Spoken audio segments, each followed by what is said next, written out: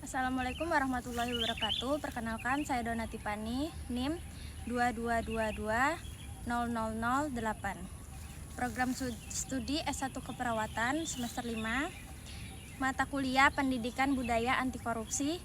Dosen pengampu Dr. Hendra Sudrajat, SH.MH. Pada hari ini, Selasa tanggal 28 Oktober 2024, saya akan menjelaskan pencegahan dan pemberantasan korupsi menurut teori konstitusi Nusantara.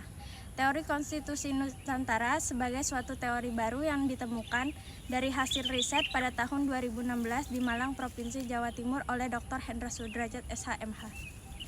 Sebagai peraih rekor muri Doktor Hukum Tata Negara termuda di Indonesia dengan lulus cum laude tahun 2011 dan saat ini menjabat sebagai Direktur Dumantara Riset Institute dan Wakil Rektor 1 Universitas Kadar Bangsa. Teori konstitusi Nusantara merupakan teori yang menjelaskan mengenai konstitusi dan peraturan perundang-undangan yang berlaku di masa lalu, yakni pada masa kerajaan dan kesultanan Nusantara, dan berfungsi sebagai nilai dan keteladanan berkonstitusi dalam kehidupan bangsa dan bernegara saat ini, termasuk untuk mencegah terjadinya korupsi yang sedang marak di Indonesia. Dalam teori konstitusi Nusantara memiliki bahasan yang berhubungan dengan mata kuliah Pendidikan Budaya Anti Korupsi, karena salah satu pembahasan memiliki hubungan dengan penegakan hukum dan mencegah memberantas korupsi. Adapun komponen teori konstitusi negara atau teori naturalisme Constitution State of Culture sebagai berikut. Yang pertama, people habits atau kebiasaan masyarakat. Pada masa kejayaan Nusantara terdapat kehidupan masyarakat yang memiliki tradisi dan kebiasaan para pemimpin masyarakat di kala itu. Kebiasaan para pemimpin dan tokoh masyarakat sebagai suatu cerminan keteladanan dalam bermasyarakat. Keteladanan tersebut terlihat dalam perilaku dan tindakan yang diikuti oleh anggota kelompok masyarakat yang menjadi modal bentuk suatu masyarakat, sehingga di mana ada masyarakat di situ terdapat hukum dalam pencegahan korupsi. Perlu diawali dengan kebiasaan perilaku dan sikap baik, seperti menjadi teladan dalam hidup dengan menjadi pelopor anti korupsi dan di kalangan mahasiswa dan masyarakat. Yang kedua, living law atau hukum yang hidup. Keteladanan yang muncul dari kebiasaan baik para tokoh masyarakat kemudian melahirkan hukum hidup, yang sebenarnya menciptakan hukum tidak tertulis dan hukum yang tertulis. Terdapat banyak hukum yang hidup dalam masyarakat, khususnya bagi masyarakat adat yang ada di Indonesia. Hukum yang hidup ini menjadi tradisi dan adat istiadat masyarakat Indonesia dan dijamin dalam konstitusi. Budaya malu untuk mengambil yang bukan hak miliknya sesungguhnya bagian pendidikan anti korupsi yang memiliki daya tangkal yang efektif. 3. Power King atau kekuatan pemimpin. Dalam sebuah kepemimpinan dibutuhkan suatu kekuatan pemimpin dalam menegakkan kepemimpinan, sehingga dalam teori konstitusi Nusantara dijelaskan bahwa hukum yang hidup tadi menjadi kekuatan pemimpin untuk menjalankan kepemimpinan pemerintahannya dan berlaku setiap tingkatan kepemimpinan, baik dari tingkatan pusat sampai tingkatan daerah.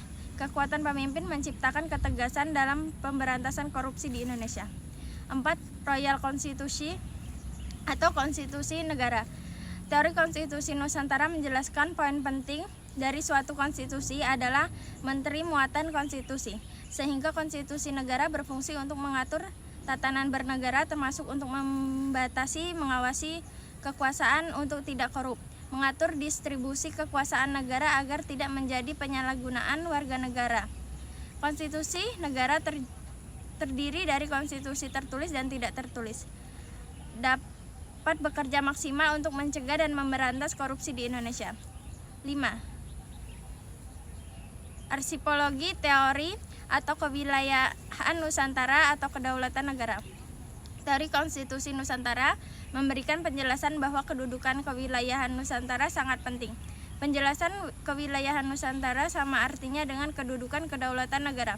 Hal ini memberikan pemahaman secara umum bahwa negara terbentuk dari sebuah wilayah dan kedaulatan masing-masing negara di samping berasal dari rakyat dan pemerintah. Sehingga kewilayahan posisi keilmuan penting yang memperkuat posisi negara. Menurut Dr. Hendra Sudrajat SHMH, penguatan masing-masing kewilayahan dalam mencegah dan memberantas korupsi perlu dilakukan yang dimulai dari keluarga masing-masing. Sehingga korupsi dicegah dari wilayah keluarga yang pada akhirnya menjadi satu kedaulatan hukum negara yang bebas dan tidak pidana korupsi. Di samping itu, dalam kajian kewilayahan menurut Dr. Hendra Sudrajat SHMH bahwa KPK perlu dibentuk di tingkat provinsi dan kabupaten atau kota, mengingat maraknya korupsi di tingkat daerah, sehingga dengan keberadaan KPK secara kelembagaan di tingkat daerah dapat bekerja secara hierarkis dengan KPK yang ada di pusat. 6. Kingdom struktur. 6. Kingdom struktur atau struktur negara. Kingdom struktur atau struktur negara dalam pembahasan teori konstitusi Nusantara merupakan struktur dan pembagian kekuasaan seperti kekuasaan legislatif, kekuasaan eksekutif, dan kekuasaan yudikatif. Struktur negara ini bekerja untuk memaksimalkan organ-organ negara dalam menjalankan kekuasaan pemerintahan negara. Menurut Dr. Hendra Sudrajat SHMH memiliki suatu komisi negara sebagai cabang kekuasaan negara seperti Komisi Pemberantasan Korupsi yang berwenang memberantas korupsi di Indonesia. 7. Konsensus legality atau legalitas konsensus. Teori konstitusi negara menjelaskan bahwa konsensus legality atau legalitas konsensus merupakan kesepakatan antara pemimpin dan rakyat dalam suatu negara.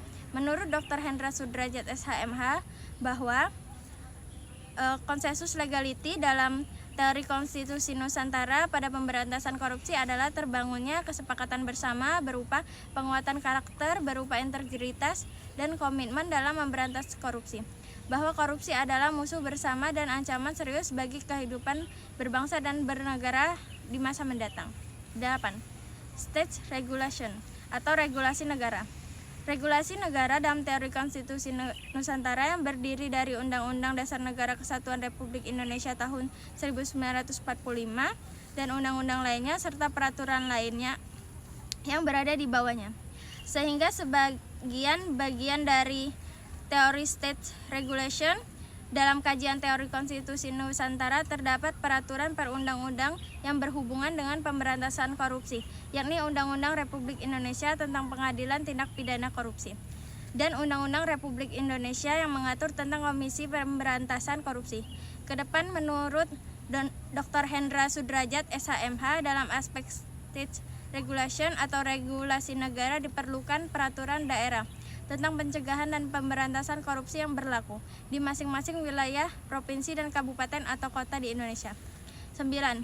Value transformasi atau transformasi nilai. Dr. Hendra Sudrajat SHMH sebagai penemu teori konstitusi Nusantara selalu mengatakan bahwa Indonesia today and tomorrow is the reality of the archipelago in the past, yang artinya Indonesia hari ini dan esok adalah kenyataan Nusantara di masa lalu, sehingga komponen terakhir teori konstitusi Nusantara menjelaskan value transformation atau transformasi nilai konstitusi Nusantara di masa lampau yang dapat dijadikan sebagai keteladanan dalam pencegahan dan pemberantasan korupsi di Indonesia. Undang-Undang Simbur Cahaya era Kerajaan Palembang yang ditulis oleh Ratu Sinuhun menurut Dr. Hendra Sudrajat SHMH bahwa menyebutkan adanya perlindungan HAM di dalamnya yang secara tidak langsung melindungi hak milik orang lain dari perbuatan korupsi. Demikian penjelasan dan pembahasan teori konstitusi Nusantara sebagai tugas mata kuliah Pendidikan Budaya Anti Korupsi. Salam 25 Nusantara menuju Nusantara unggul. Apabila ada salah kata dari saya mohon maaf. Pada Allah saya mohon ampun. Wassalamualaikum warahmatullahi wabarakatuh.